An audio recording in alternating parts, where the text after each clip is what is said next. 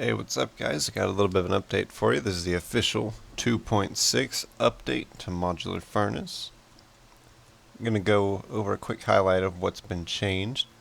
These used to be the blocks you could build out of before, but now you can build it out of these blocks. You can also go in the config settings and add more block IDs if there's a mod that you have that you don't want that block being able to be formed. This can become an issue if you want people to not be able to get that block just with a normal pickaxe, because when this forms you can actually just mine it with a pickaxe and then you can get the block back. So if you did it with like bedrock, you could mine the bedrock out, which is why bedrock is no longer on that chart. Over here I've just got a little instance showing you that you can automate charcoal production. It's all hidden under here. You can see. Let's go ahead and break into here and see what's going on. It's pretty simple. You pump out. This IO is set to fuel. This one is taking in input. So you can see right there. And these are all full of wood. So it's making charcoal and refueling itself in the process, and that's all just coming and feeding right back into here. I also did a little work to make these a little easier to read, so you can see they're a little nicer now. On that note, I also fixed a crash involving those, so if you have this on your server and you had a crash with the IO blocks, those are now fixed. As you can see, you can also build it out of metadata supported blocks like hardened clay, which is very nice. I like the look of this, even though it doesn't serve much more functionality than just regular cobble. You know, it's alright. It looks pretty. I changed the way the smeltery looks, so now it takes the vanilla blocks and puts this black texture over it. So if I go ahead and swap over into a different resource pack, you can see it adapts as well.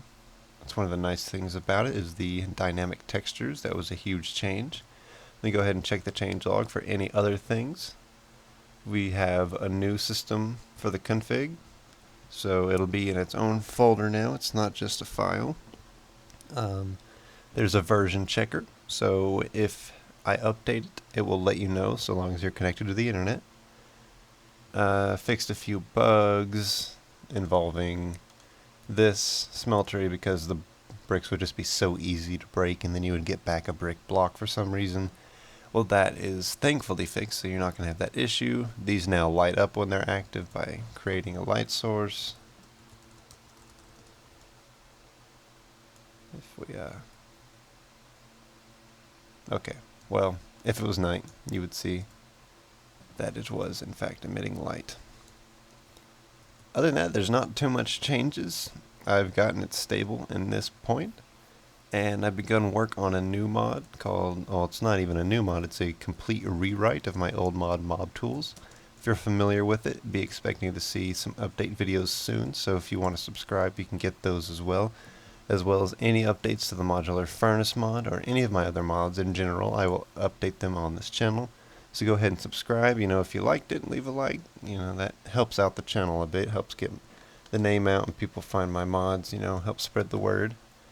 Other than that, that's about all the update for 2.6. If you're familiar with the mod, then it's not that different. If you're not familiar with the mod, go over to pauljoda.com and check out the post I put about it. It explains it all right there in text for you. Hopefully simple to read. I tried my best on it. Other than that, thank you guys for watching.